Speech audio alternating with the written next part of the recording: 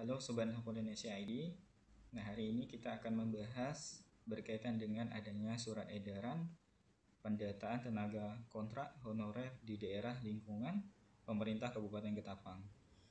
Nah, ada beberapa hal yang mesti Bapak Ibu tenaga kontrak dan honorer di lingkungan pemerintah Kabupaten Ketapang harus isi dan persiapkan untuk guna memetakan pegawai non ASN di lingkungan pemerintah Kabupaten Ketapang. Nah, adapun beberapa hal yang harus kita persiapkan, yang harus kita isi di sini ada berkaitan dengan isian format baik hard copy maupun soft copy yang dalam bentuk Excel atau tidak terbentuk PDF. Nah, ini harus kita persiapkan di mana formatnya sudah terlampir pada surat edaran ini. Nah, untuk soft copy-nya juga nanti harus kita kirim bidang pengadaan dan mutasi asn@gmail.com. Paling lambat ini pada tanggal 20 Juni 2022. Kemudian juga kita diwajibkan untuk mengisi data kepegawaian atau data kontrak tenaga kontrak di bkpsdm.ketapangkap.go.id paling lambat pada tanggal 30 Juni 2022. Nah, hari ini sudah tanggal 17, artinya untuk pengiriman soft copy ke email yang terlampir itu tinggal 3 hari. Jadi maka Bapak Ibu harus cepat setelah kirim email, kemudian harus mengisi di web bkpsdm.ketapangkap.go.id. Nah, adapun pada video kali ini yang akan kita bahas adalah bagaimana alur pengisian dan apa saja yang dipersiapkan untuk mengisi data tenaga kontrak di lingkungan Kabupaten Ketapang pada web tersebut. Adapun yang harus Bapak Ibu persiapkan adalah hampir menyerupai dengan isian data yang terlampir pada format Excel yang harus kita kirim ke email bidang pengadaan dan mutasi ASN.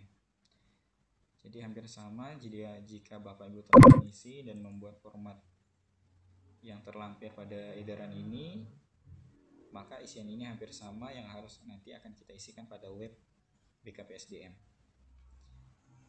Nah, ada beberapa hal yang akan diisi pada data tenaga kontrak pada website BKPSDM. Yang pertama adalah identitas diri, mulai nama, tempat tanggal lahir, dan sebagainya. Kemudian, yang kedua adalah scan SK kontrak awal, pengangkatan, dan akhir pengangkatan atau SK yang terbaru.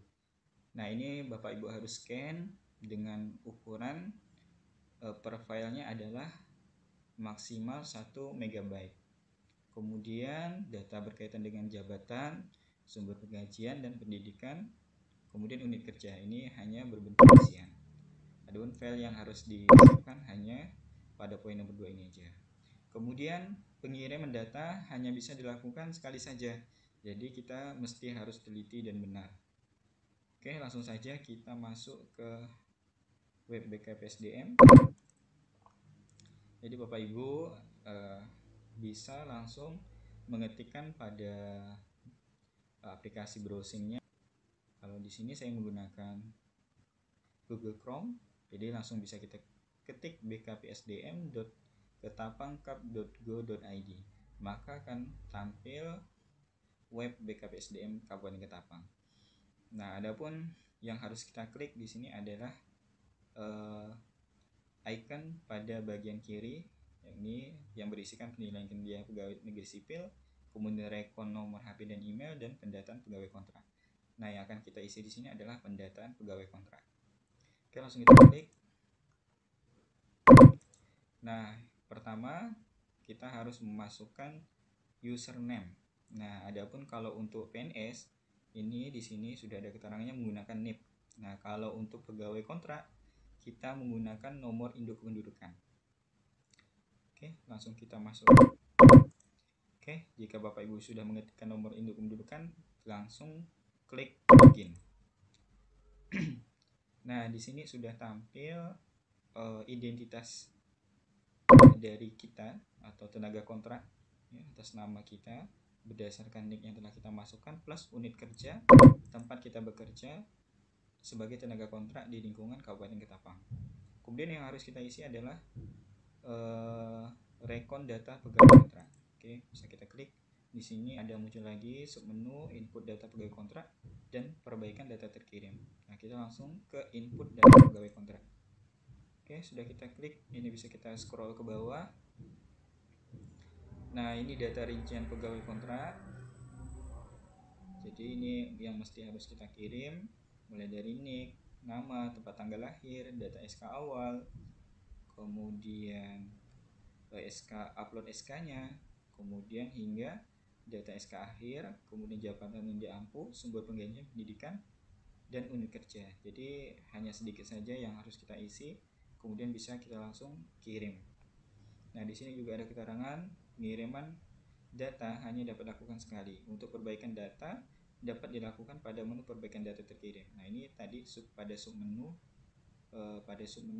rekon data pegawai tadi. Oke, langsung saja kita isi. Di sini NIK dan nama sudah otomatis terisi. Jadi ini udah default, tidak bisa lagi diubah. Kemudian tanggalnya kita isi lagi, sesuaikan dengan tempat tanggal lahir kita.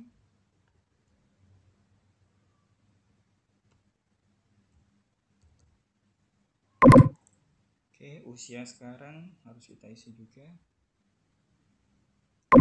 Kemudian mulai ke data SK awal, mulai dari nomor SK awal. Nomor SK awal kita isikan.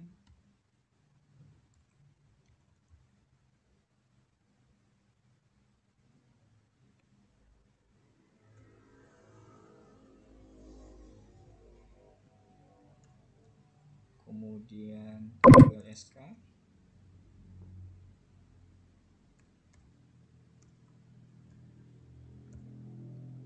Oke, kemudian kita choose filenya, kita pilih filenya yang telah kita siapkan berupa file bertipe PDF dengan ukuran maksimal 1 MB. Jadi mesti harus di bawah 1 MB. Jadi harus Bapak Ibu persiapkan ukuran datanya.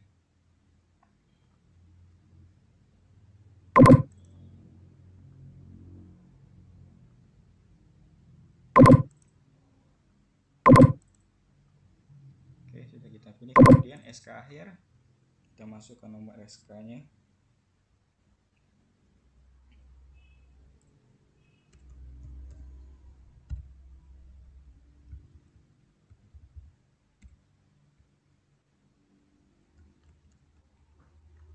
Kemudian kita masukkan nomor SK, tanggal SK.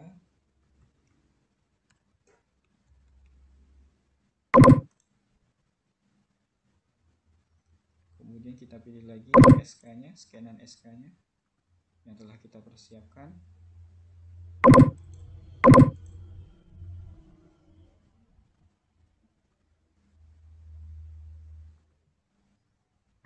Oke, jika sudah,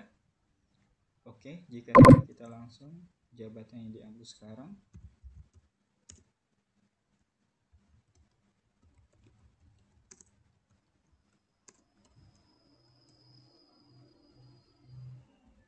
Kemudian sumber penggantian kita pilih, kemudian tingkat pendidikan kita pilih sesuai pendidikan yang kita miliki, kemudian nama kampus atau sekolah tempat kita.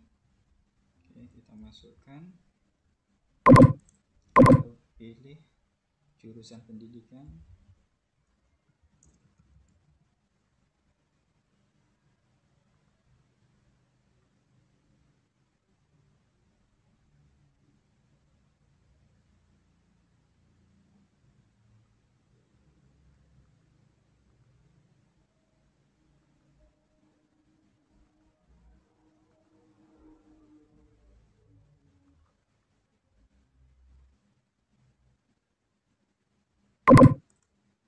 Sudah kita sesuaikan, kita pilih sesuai dengan pendidikan atau jurusan yang kita tempuh pada kampus kita.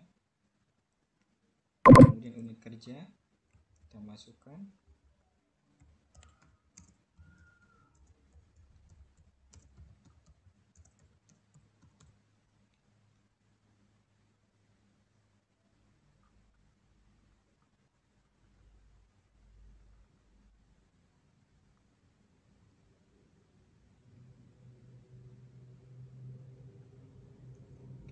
lokasi kerja.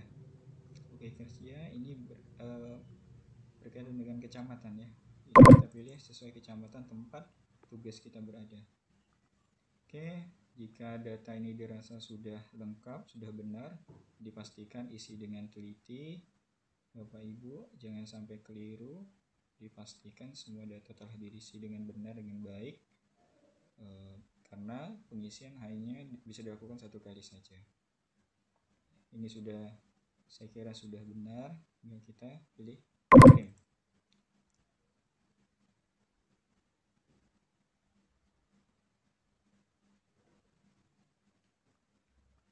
Oke, di sini sudah ada pesan data pegawai kontrak telah diperbarui. Ini dari info dari web BKPSDM terkait data yang telah diisi. Oke, kita okekan.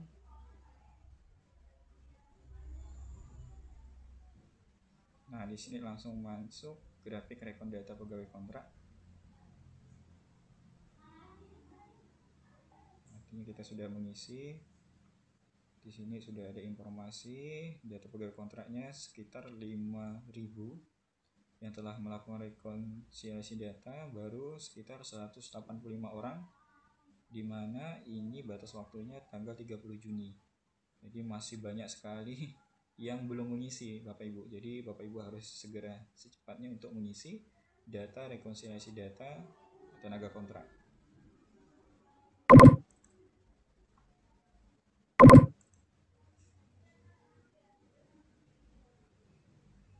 Nah, di sini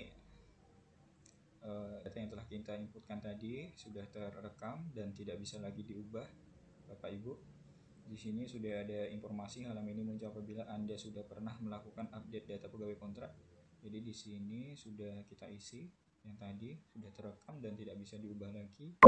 Kemudian ini data PDF yang kita kirim terkait SK awal.